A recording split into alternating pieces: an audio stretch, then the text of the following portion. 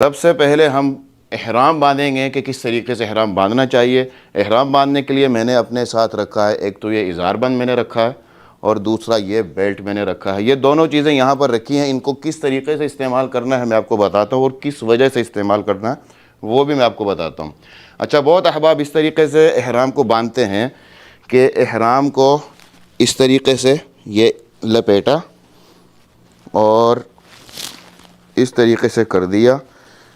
एहराम बन तो जाता है लेकिन चलने में ये देखिए कितनी प्रॉब्लम हो रही, चला नहीं जाता। और बहुत लोग इस तरीके से नहीं बल्कि इसको थोड़ा सा चेंज करते हैं, टांगे से खोल के फिर इसको बांधते हैं। एक तो नीचे से एहराम लटकता है, देखें सामने से लटक रहा है, और दूसरा यहाँ की जो शेप है वो भी सही नहीं रहती, ये फ़र्क होता है। और यहाँ पर भी आप चल नहीं पाते, फिर भी आपको तंगी होती चलने में। लेकिन अगर आप इस तरीके से एहराम बांधें जिस तरीके से मैं अभी आपको दिखाने लगा हूँ, ये जो चादर है, चादर को दोनों तरफ से पकड़ना है लेकिन एक साथ नहीं लगाना, इस तरीके से लगाना है। जो लेफ़्ट हैंड वाली है उसको थोड़ा सा बड़ा रखना है और चादर को आप लेके ना अपने राइट हैंड की तरफ, यहाँ से आप इसको थोड़ा टाइट करें, लेफ़्ट हैंड की तरफ लाएं, यहाँ से फिर वापस मोड़ दें और यहाँ पर आप आ जाएं इस तरफ। यहाँ पर आप लाके हल्का सा इसको लपेट दें। ये आपका एहराम बन गया और आपको चलने में कोई दिक्कत नहीं होगी। मैं भी आपको दिखाता हूँ। फिर उसके बाद ये इज़ारबंद आता है। इज़ारबंद को आप बांध दें, क्यों मैं आपको बताता हूँ। इज़ारबंद को आप इसी तरीके से क्या कहते हैं, इलास्टिक बांध लें, इज़ारबंद बांध लें।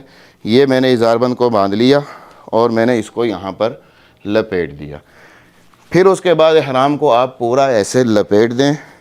यहाँ पर आप देखेंगे अगर आप पहाड़ भी चढ़ना चाहेंगे ना, जबल रहमत अगर आप चढ़ना चाहेंगे, जबल रहमत पे भी बड़ी आसानी से चढ़ जाएंगे। इस तरीके से एहराम को बांधने का आपको फ़ायदा क्या होगा, ये देखें। यहाँ से अगर हम देखें, यहाँ से भी पर्दा, और इस तरफ से अगर हम देखें तो इस तरफ से भी पर्दा। आप कहीं से भी आपका जो नपर्दगी का कोई मामला नहीं होगा, ऐसा कुछ नहीं होगा और चलने में कोई दिक्कत नहीं होगी।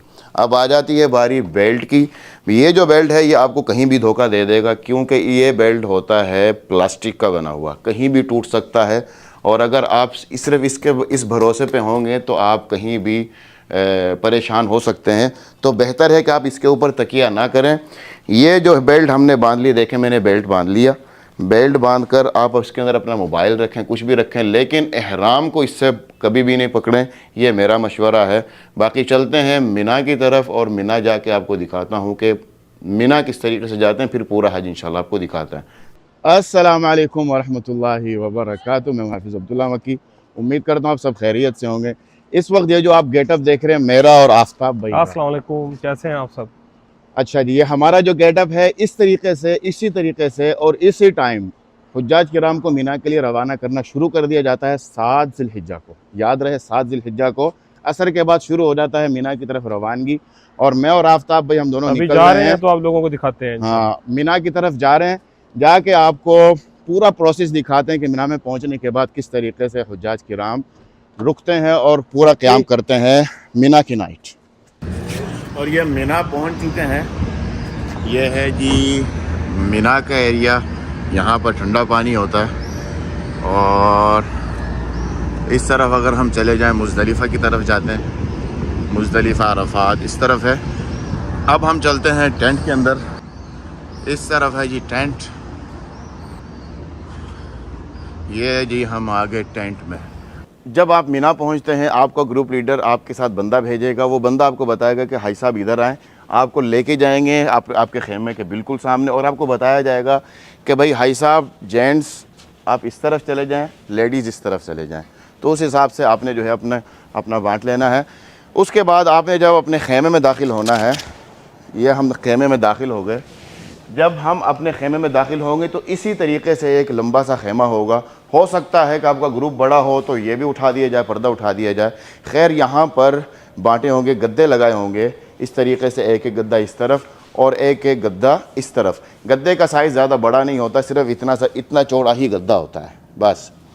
खेमे में दाखिल होना है तो हर हाजी साहब ने अपने लिए जो जगह इख्तियार करनी है। आपने भी अपने लिए जगह इख्तियार कर लेनी। जैसे मिसाल के तौर पे हमें यहाँ पे मैंने अपने लिए जगह इख्तियार कर ली, ये मेरा गद्दा है। यहाँ आके आपने बैठ जाना है। या आप बैठ गए तो यहाँ पर सदा लग रही होगी लब्बैक अल्लाहुम्मा लब्बैक लब्बैक ला शरीक लक लब्बैक। ये सदा लगती जाएगी। एक दिन यहाँ पर आपने गुजारना है। उस एक दिन में अगर आपने आराम करना है, इसी तरीके से आपने लेट जाना है। ये आपकी जगह है, ये आपका गद्दा है और यहीं पर आपने लेटना है। ये जी आप लेट गए, आपने उठना है, नमाज अदा करनी है, कोई काम करना है, आपने उठकर आपने नमाज के लिए जाना है तो चले जाएं, बैठना है तो आपने अपनी ही जगह पे बैठना है। आप अपनी ही जगह पे बैठेंगे, इधर उधर आप नहीं जाएंगे। यहाँ पर आपने एक दिन गुजारना है और एक रात गुजारनी है। उसके बाद आपने अराफात के लिए रवाना होना है। आपके ग्रुप लीडर ने आपको बता देना है कि भाई साहब सुबह इतने बजे हम फजर के टाइम निकलेंगे, फजर से पहले निकलेंगे, फजर के बाद निकलेंगे। टाइम के हिसाब से आपको बताया जाएगा और उसी टाइम के हिसाब से आपने रेडी हो जाना है। आपने अपने साथ कुछ भी नहीं लेके जाना। सबसे जो मेन बात है वो आपने अपने साथ कुछ भी नहीं लेके जाना सिवाय जो आपका कपड़ा है या नीचे बिछाने के लिए एहतियातन। वैसे तो मुअल्लिम अक्सर जो है वो दे देते हैं आपके बिछाने के लिए, मुज़दलिफ़ा में बिछाने के लिए एहतियातन आपने कोई चादर, कोई तकिया, कोई छोटा मोटी चीज़ आपने लेके जानी। सामान उसके अलावा कुछ नहीं लेके जाना, क्योंकि आपको जो है ले जाने नहीं दिया जाएगा। मुज़दलिफ़ा से आगे जा ही नहीं पाएंगे। और पानी का बंदोबस्त आपने पानी के लिए एक छोटी सी बोतल ले लेनी है जो आपने अपने साथ रखनी है। पानी के अलावा अगर कोई मरीज़ हैं तो आप अपनी अद्वियात को ना भूलें। वहाँ पर अद्वियात जल्दी नहीं मिलती। जगह जगह हॉस्पिटल ज़रूर है, मिनी हॉस्पिटल ज़रूर हैं, लेकिन जो आपकी ख़ास दवाई होती है वो आपको आपके डॉक्टर ने दी होती है, लिहाजा आपने वो बिल्कुल नहीं भूलनी। उसके बाद सुबह के टाइम या फजर से पहले जो भी तैयारी की होगी, आपके मुअल्लिम की तरफ से, आपके ग्रुप लीडर की तरफ से ऑर्डर होगा कि भाई साहब इतने बजे रेडी होना है। तो इस तरीके से जैसे मैं जा रहा हूँ, मेरे पीछे मेरे साथ साथ बहुत सारे हाजी भी जा रहे होंगे अरफा रवाना होने के लिए। जो भी टाइम हुआ फजर के बाद, फजर से पहले आप आएंगे और इस तरीके से बाहर जब आप निकलेंगे, यहाँ पर एक अलग ही समा होगा। सारे ख़ैमे खाली हो चुके होंगे और यहाँ पर हुज्जाज किराम भरे हुए होंगे पूरे। और बसेस आ रही होंगी, जिन्होंने अपनी बसेस पे जाना है उनकी बसेस आ रही होंगी, यहाँ पर खड़ी होंगी। जिन्होंने पैदल जाना है वो पैदल निकल चुके होंगे। जिन्होंने स्टेशन से जाना है ट्रेन से, उनके लिए ट्रेन के लिए अलग बंदोबस्त होता है, उनके साथ मुअल्लिम के बंदे होते हैं, वो उनको लेके जाएंगे। खैर, यहाँ पर बसेस खड़ी होंगी। आपने अपने ग्रुप लीडर के हिसाब से देखना है कि आपका ग्रुप लीडर आपको क्या कहता है। आपने बस में बैठना है और फिर सदा शुरू हो जाएगी बस में बैठने के बाद अरफात के लिए, लब्बैक अल्लाहुम्मा लब्बैक लब्बैक ला शरीक लक लब्बैक इन्नल हम्दा वन निअमा। ये सदा अरफात तक चलेगी। अरफात में हम पहुँचते हैं, अरफात में जाके यह वहाँ का आपको मैं बताता हूँ कि वहाँ पहुँचने के बाद क्या होगा। तो चले अरफात चलते हैं। लब्बैक अल्लाहुम्मा लब्बैक लब्बैक ला शरीक लक लब्बैक इन्नल हम्दा वन निअमता लक वल मुल्क ला शरीक लक। इस तरीके से आप अरफात पहुँचेंगे। आपको बस जो है वो मेन गेट पे उतारेगी। आपका ग्रुप लीडर आपके साथ पूरा अपना अमला लेके आएगा और आपको लेके आएंगे इस तरीके से जैसे मैं आ रहा था। पूरे हाजी आ रहे होंगे, आपका पूरा ग्रुप आ रहा होगा। अरफात पहुंच चुके हैं। जैसे अरफात आप पहुंचेंगे इस तरीके का आपका खैमा होगा। समझ लें कि ये यहाँ से भी बंद है और यहाँ से भी बंद है। सिर्फ़ और सिर्फ एक दरवाज़ा है। दरवाज़ा जैसे यहाँ पर ये दरख्त है, यहाँ पर इसका दरवाज़ा होगा। यहाँ से आप अंदर दाखिल होंगे। अंदर ऐसी चल रहे होंगे, 6 ऐसी तकरीबन होते हैं एक खेमे के अंदर, 3 इस तरफ और 3 इस तरफ। आप अंदर आएंगे, जैसे यह कालीन, ये मैंने ही कालीन बिछाया है सिर्फ आपको दिखाने के लिए। इस तरीके से कालीन बिछा होगा और पूरे खेमे के अंदर ऐसे ही कालीन बिछे होंगे, लाल रंग के ही होंगे। खैर, यहाँ आप आके आपने बैठ जाना है और आपने लब्बैक पढ़नी शुरू कर देनी है। यहाँ पर पहुँचने के बाद बहुत सारे काम होंगे। एक तो ज़ोहर और असर की नमाज़ आपने अदा करनी है। मुसाफिर हैं तो मुसाफिर के हिसाब से, मुकीम है तो मुकीम के हिसाब से। ज़ोहर और असर नमाज़ अदा करने के बाद यहाँ पर एक शेड्यूल होता है, खाना वगैरह लेके आते हैं। ग्रुप लीडर आपको खाना वाना खिलाएंगे। रहना आपने इसी खेमे में है। अगर आपका दिल चाहे ज़ोहर की नमाज़ अदा करने का मस्जिद निमरा में जाके, तो आप मस्जिद निमरा तशरीफ़ ले जाएँ, लेकिन जाते वक्त आपने अपने लिए छाता ज़रूर रखना है। छाता लेके जाना है, क्योंकि गर्मी बहुत ज़्यादा होगी, धूप बहुत ज़्यादा होगी, सर बहुत ज़्यादा गर्म हो जाता है, बंदे की तबीयत ख़राब हो जाती है। आपकी तबीयत के लिए मैं कह रहा हूँ कि आपने छाता ज़रूर रखना है। और आपने अपने खेमे की लोकेशन आपने मोबाइल पे ले लेनी है कि भाई मेरी ये लोकेशन है। भले आप किसी को सेंड कर दें, लोकेशन किसी को सेंड करके आप चले जाएं, मस्जिद निमरा चले जाएं, जबल रहमत पे चले जाएं, क्योंकि नबी करीम सल्लल्लाहु अलैहि वसल्लम ने जो खुतबा दिया था वो मस्जिद निमरा में दिया था। फिर उसके बाद वो जबल रहमत के पास चले गए थे। जबल रहमत पे वो अपनी ऊँटी पे बैठे रहे थे ज़ोहर से लेकर मगरिब तक। और इस दौरान हमारे लिए, मेरे लिए, आपके लिए, हम सब के लिए दुआ मग़फ़िरत करते रहे नबी करीम सल्लल्लाहु अलैहि वसल्लम। अपने ख़ैमे की लोकेशन के साथ साथ आपने ख़ैमा नंबर भी देख लेना है, और ख़ैमा नंबर के अलावा मेन रोड पे एक अलामत होती है जो आप देख रहे हैं, स्क्रीन पे आप देख रहे हैं। इस तरीके से आपने अपना तस्वीर खींच लें, नंबर याद कर लें कि आप किस रोड पे हैं और कौन सा मुरब्बा आपके लिए है, ताकि अगर आप अल्लाह ना करे गुम हो जाए, आपका नेट बंद हो जाए, तो आपको रास्ते में जो मिलने वाले हेल्पर होते हैं वो आपको देखेंगे, अच्छा जी आपका मुरब्बा नंबर क्या आप दिखाएंगे तो वो आपको करंट लोकेशन पे आपको यहाँ पर पहुँचा देंगे। तो आपने यहाँ पर जिस तरीके से मैंने बताया कि आपने यहाँ पर बैठना है, ज़ोहर और असर की नमाज़ अदा करनी। असर की नमाज़ के बाद हमने क्या करना है ये मैं आपको बताता हूँ। जैसे ही ये जो टाइम हो रहा है, ये असर के बाद का, मगरिब से पहले का टाइम है। सूरज डूब चुका है, डूब रहा है, अनकरीब डूब रहा है। ये वो टाइम है दुआ मांगने का टाइम। इस टाइम आपने उठना है और उठ के आपने अपने लिए दुआ मांगनी है। किस तरीके से दुआ मांगनी है मैं आपको दिखाता हूँ। आपने उठना है, अपने खेमे से बाहर निकलना है। जैसे ही आप बाहर निकलेंगे, आपको जगह जगह पे हुज्जाज किराम अपने अल्लाह ताला से दुआ मांगते हुए नज़र आएंगे। और बेहतर यही होगा कि आप, जैसे ये दरख्त है, दरख्त की आड़ ले लें और क़िबला रुख उस तरफ हो जाएं, और यहाँ पर इस तरीके से खड़े हो कि आप अपने रब से दुआ मांगें, ताकि अगर आप रोएं, आप गिड़गिड़ाएं अपने अल्लाह ताला से, आप अपने लिए बहुत कुछ मांग रहे हैं, तो वो दिखावा भी ना हो और आपके दिल में भी ये ना है कि मुझे देख रहा है। तो बेहतर है कि आप बिल्कुल अलहदा हो कि अपने अल्लाह ताला से अपने लिए दुआ मांगें। मगरिब से पहले के टाइम पे आपने ये करना है। आप अकेले नहीं होंगे, यहाँ पर हर बंदा दुआ मांग रहा होगा और किसी बंदे को कुछ नहीं हो रहा होगा कि मुझे कोई देख रहा है। नहीं भाई, आप और आपका अल्लाह, ख़त्म हो जाएगी कहानी। यहाँ पर इस तरीके से आपने रहना है। फिर उसके बाद दुआ अदा करने के बाद, दुआ करने के बाद आपने तैयारी कर नहीं, बल्कि आपको बता दिया जाएगा कि भाई साहब चलें, निकलें, तैयारी है, बस में जाना है, पैदल जाना है, वो आपकी मर्ज़ी है। खैर, मुज़दलिफ़ा जाने के लिए आपने किन किन चीज़ों की आपने तैयारी करनी है। एक तो आपने अपने साथ चादर रखनी है। मुज़दलिफ़ा जाने के लिए वहाँ पहुँच के आपने चादर बिछानी है। उस चादर पे आराम करने के लिए आपने चादर का बंदोबस्त करना है। उसके साथ साथ आपने एक छोटी बोतल पानी की भी रख लेनी है। गवर्नमेंट की तरफ से तो बहुत ज़्यादा पानी अवेल होता है, लेकिन ज़रूरत के मुताबिक आपने अपने हिसाब से भी अपने लिए रख लेना। हो सकता है कहीं ज़रूरत पड़ जाए। दवाई आपने नहीं भूलनी, अपनी दवाई का बहुत ज़्यादा ख्याल करना है। फिर यहाँ से जब आप निकलेंगे तो आपके हाथ में, वैसे एक और बात, मुअल्लिम की तरफ से भी कभी कभी गिफ्ट होता है। अक्सर वो गिफ्ट होता है बिस्तर, जो वहाँ पर आपने बिछाना है। अगर आपको वो बिस्तर मिल गया, उसके अलावा आपने कुछ भी नहीं रखना। तकिए की भी ज़रूरत नहीं है, रात गुजारनी है, वहाँ पर बंदोबस्त हो जाता है। खैर, आपने इस तरीके निकलना है और अपने ग्रुप के साथ निकलना है। निकलने के बाद आपके खेमे के बाहर पहुँचते ही आपकी गाड़ी, आपकी बस तैयार होगी। अगर आप बस पे जाना चाह रहे हैं, ट्रेन पे जाना चाह रहे हैं, तो आपका ग्रुप लीडर तैयार होगा आपको ले जाने के लिए, उसकी टीम पूरी होगी। पैदल जाने के लिए आपने अपनी मर्ज़ी से जाना है। लोकेशन के हिसाब से बहुत दुनिया पैदल जा रही होगी। तो आपने मुज़दलिफ़ा की तरफ जाना है। मुज़दलिफ़ा पहुंचने के बाद हमने क्या क्या करना है ये मैं आपको मुज़दलिफ़ा पहुंच के ही बताता हूं। तो चले यहाँ से मुज़दलिफ़ा के लिए निकलते हैं। जैसे कि मैंने आपको बताया कि अराफात से मुज़दलिफ़ा के लिए निकल पड़ना है, और ये इस वक्त मैं जिस रास्ते पे हूँ, ये रास्ता है पैदल चलने वाला रास्ता।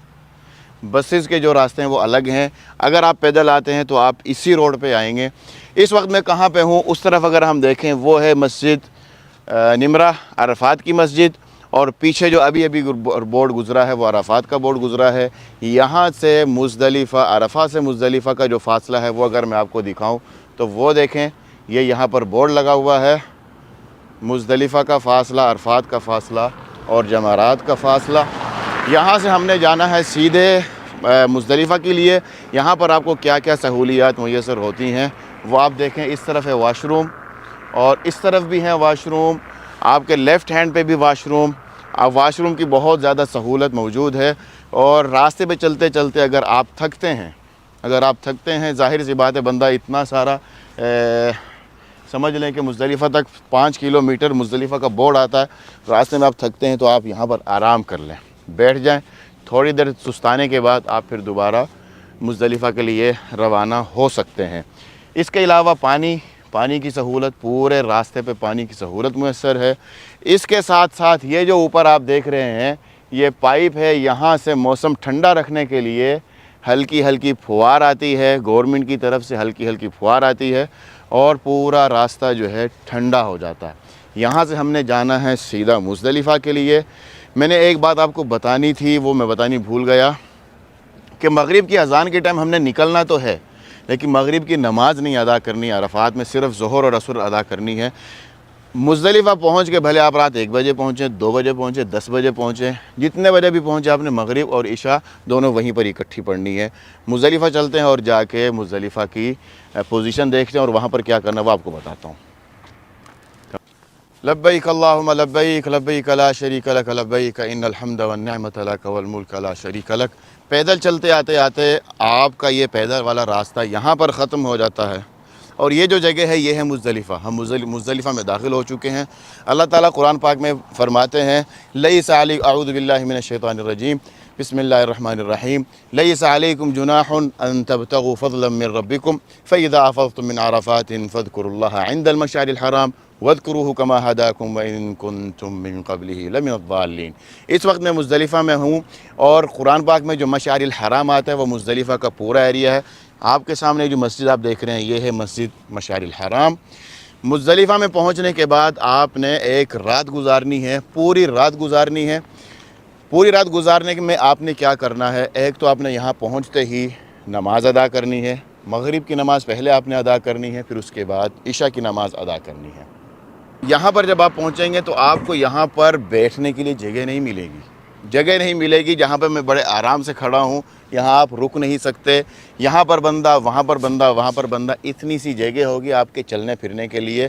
और आपने पहुँचे ही सबसे पहले काम क्या करना है, अपने लिए आपने जगह बनानी है। जैसे ये हमने जगह बनाई हुई है, जिस तरीके से ये हमने बिछाया, आपने इस तरीके से अपने लिए एक जगह बाकायदा बिछा लेना है।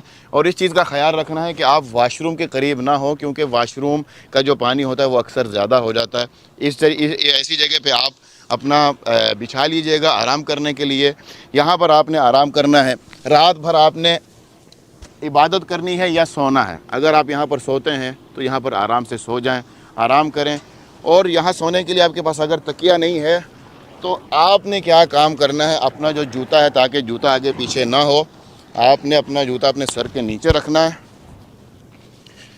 इस तरीके से आपने यहाँ पर आराम करना है। और पूरे हज में आपने अपने सर के ऊपर कपड़ा नहीं रखना। ये जूता मैंने रख दिया। इस तरीके से क्या होगा कि आपका जूता भी महफूज और आपका तकिया भी बन गया। और आपने अपने चेहरे को ढांपना नहीं है, सर पे नहीं आपने कुछ रखना। बस इस तरीके से आपने अपना आराम कर लेना है। फजर तक आपने आराम करना है। उसके बाद फजर के बाद आपने यहाँ से मुज़दलिफ़ा से मिना के लिए रवाना होना है। लेकिन उस दौरान एक ज़रूरी काम है, वो मैं आपको पहले बता दूं कि ज़रूरी वो काम कौन सा है। तो चलें उस तरफ चलते हैं। वो जो ज़रूरी काम था, जो ज़रूरी बात मैंने करनी थी, वो ये थी कि कंकर उठानी। अब कंकर हमने उठानी है तो ज़ाहिर सी बात है शैतान को कंकर तो मारनी है ना। तो कंकर बेहतर है, अफजल है कि आप मुज़दलिफ़ा से उठाएं। पहले आप अपने लिए जगह बनाएं, नमाज़ अदा करें। नमाज़ अदा करने के बाद आप आराम करने से पहले अपने लिए कंकर उठा लें। कंकर की तादाद अगर आपने 3 दिन मारनी है तो 49 49, और अगर आपने 4 दिन मारनी, चौथे दिन भी मारनी है, तो आपने टोटल 70 लेनी है। 70 कंकर आपने उठानी है। कंकर का साइज़ क्या होगा और किस तरीके से ढूंढनी है वो मैं आपको दिखा दूँ। आपने कोई भी ऐसी कच्ची जगह देख लेनी है। अच्छा, एक बात मैं आपको बताता चलूँ, गवर्नमेंट की तरफ से भी बहुत सारी कंकर फेंकी जाती है ताकि बआसानी आप कंकर उठा सकें। अगर आपको वहाँ से नहीं मिले तो इस तरीके से आपने कंकर उठानी है। बच्चों की तरह आपने ज़मीन के अंदर इस तरीके से तलाश करनी है कंकर। और कंकर का जो साइज़ होना चाहिए वो होना चाहिए जो चने का जो दाना है उसके बराबर। जैसे ये देखें, जैसे ये कंकर आप देख रहे हैं, चने के दाने के बराबर की कंकर होनी चाहिए, इससे बड़ी ना हो। और कंकर इस तरीके से ऐसे ज़ोर लगाने से टूटे नहीं। ये देखें, ये नहीं टूट रही। ये मेरी एक कंकर हो गई। इस तरीके से मैंने और भी कंकर उठा लेनी है। ये देखें, यहाँ पर एक और कंकर मुझे मिल गई। ये भी साइज़ ठीक है, बल्कि इससे थोड़ा सा छोटा ही होना चाहिए, ये भी चलेगा। ये देखें, ये भी बिल्कुल सही कंकर मिल गई। इस तरीके से आपने अपनी सारी कंकर उठा लेनी है और धो लेनी है। धो के अपने लिए आपने तैयार कर लेनी है। फिर उसके बाद आपने आराम करना है। सुबह होते ही फजर की नमाज़ पढ़ते ही आपने मिना के लिए रवाना हो जाना है। अब यहाँ से हम मिना के लिए चलते हैं। समझ लें कि सुबह का टाइम हो चुका है। मिना में किस तरीके से जाना है और वहाँ क्या क्या करना है वो मैं आपको बताता हूँ। मुज़दलिफ़ा से जब आप निकलेंगे, मिना पहुँचेंगे, अगर आप पैदल आ रहे होंगे तो सबसे पहले आप पैदल, ये पैदल वाला रास्ता है, पीछे जो पैदल वाला रास्ता आपने देखा था वो पैदल वाला रास्ता छता हुआ नहीं है, क्योंकि रात के टाइम जो सफ़र होगा उसके लिए छत की ज़रूरत नहीं है। लेकिन जैसे आप मिना में दाखिल होंगे तो यहाँ पर धूप आपके सर पे होगी, तो उसके लिए आपको छाँव की ज़रूरत है। सऊदी गवर्नमेंट की तरफ से बहुत ज़बरदस्त बंदोबस्त किया गया है। ये छत है और ये बहुत लंबी चौड़ी छत है। यहाँ से मिना के शुरू से लेके हरम तक आप साए पे चलेंगे। खैर, चलते चलते आपको क्या सहूलियात मिलेंगी, आपके राइट हैंड की तरफ अगर हम देखें तो ये है वॉशरूम, जेंट्स वॉशरूम। सिर्फ जेंट्स वॉशरूम नहीं, इससे पहले जो वॉशरूम होगा वो दूर नहीं है, ये देखें, ये बहुत नज़दीक वॉशरूम है। और ये है लेडीज़ वॉशरूम। उससे पीछे अगर आप देखेंगे जेंट्स लेडीज़, इस तरीके से वॉशरूम्स की लाइन लगी हुई है। खैर, आप चलते जा रहे हैं और सदा लग रही है लब्बैक अल्लाहुम्मा लब्बैक, लब्बैक ला शरीक लक लब्बैक, इन्नल हम्द वन निअमत लक वल मुल्क ला शरीक लक। चलते चलते अल्लाह ना करे किसी हाजी साहब की तबीयत ख़राब होती है, कोई मसला मसाइल होता है, तो ये देखें आपके सामने एक छोटा मिनी हॉस्पिटल तकरीबन बनाया हुआ। यहाँ पर डॉक्टर, नर्सिस, हर चीज़ यहाँ पर आपको प्रोवाइड होगी। इसके अलावा पूरे रास्ते में ठंडा पानी, ये देखें, ये जो कूलर देख रहे हैं, ये जो आप देख रहे हैं, पूरी लाइन से है, ये ठंडा पानी प्रोवाइड आपको करने के लिए है। इसके साथ साथ क्योंकि यहाँ पर इतना रश होगा, इतनी दुनिया होगी, आपकी सोच है बंदे के ऊपर बंदा चढ़ा होगा, तो और इस गर्मी को ख़त्म करने के लिए गवर्नमेंट ने ये पंखे लगाए हुए हैं। पंखों की तादाद अगर आप देखें तो आप हैरान हो जाएंगे, गर्मी नहीं लगेगी, बहुत ठंडा मौसम जो है चलता रहेगा। फिर उसके बाद इसके अलावा अगर आपको ज़रूरत है सिम की, इंटरनेट सिम की आपको ज़रूरत है, तो वो देखें, ये मोबाइली का दफ्तर है, आप आराम से मोबाइली की सिम ले सकते हैं। आगे जाके ज़ैन की, STC की, जिस भी नेटवर्क की आपको सिम चाहिए होती है, आपको ये वाली सिम प्रोवाइड होगी। अब यहाँ से हम चलेंगे जमरात की तरफ। आपको जो शैतान है, शैतान भी दिखाएंगे और शैतान को मारने का जो तरीक़ाकार है वो भी आपको दिखाते हैं। तो चलें शैतान तक चलते हैं। लब्बैक अल्लाहुम्मा लब्बैक, लब्बैक ला शरीक लक लब्बैक, इन्नल हम्द वन निअमत लक वल मुल्क ला शरीक लक। मुज़दलिफ़ा से मिना पहुँचेंगे। मिना पहुँचने के बाद हम जमरात पहुँचेंगे। पहले दिन हमने छोटे शैतान को कंकरी नहीं मारनी और दूसरे को भी कंकरी नहीं मारनी, हमने डायरेक्ट बड़े शैतान को कंकरी मारनी है। इस वक्त मैं पहुंच चुका हूं बड़े शैतान के पास, बड़ी जमारा के पास। ये जो आपके सामने ये है शैतान। और यहाँ पहुंचने के बाद आपने, जैसे मैंने आपको कहा था कि आपने कंकरी छोटी लेनी, बड़ी कंकर नहीं लेनी। यहाँ पहुँचने के बाद गवर्नमेंट ने इतनी बड़ी जमारा बना दी है सिर्फ इसलिए ताकि आपसे किसी हाजी को कोई नुकसान ना पहुँचे। तो बेहतर यही है आप इसके पास आ जाएं, नज़दीक आ जाएं। यहाँ पर आप अपनी बोतल रख दें या जमरात जिसके अंदर आपने कंकरी डाली है वो रख दें और अपनी इस तरीके से कंकरियाँ निकालें। कंकरियाँ निकालने के बाद आपने कंकरियाँ मारनी है। कंकरियाँ मारने का जो सुन्नत तरीक़ा वो ये है कि आपका क़िबला रुख आपने हो जाना है और रग़मल लिश्शैतान वरिदल लिर्रहमान बिस्मिल्लाह अल्लाहु अकबर पढ़ के ये आपने कंकरी इस तरीके से मारनी है, ज़्यादा ज़ोर से नहीं और दूर से भी आपने नहीं मारनी ताकि किसी के सर पे ना लगे। रग़मल लिश्शैतान वरिदल लिर्रहमान बिस्मिल्लाह अल्लाहु अकबर, रग़मल लिश्शैतान वरिदल लिर्रहमान बिस्मिल्लाह अल्लाहु अकबर।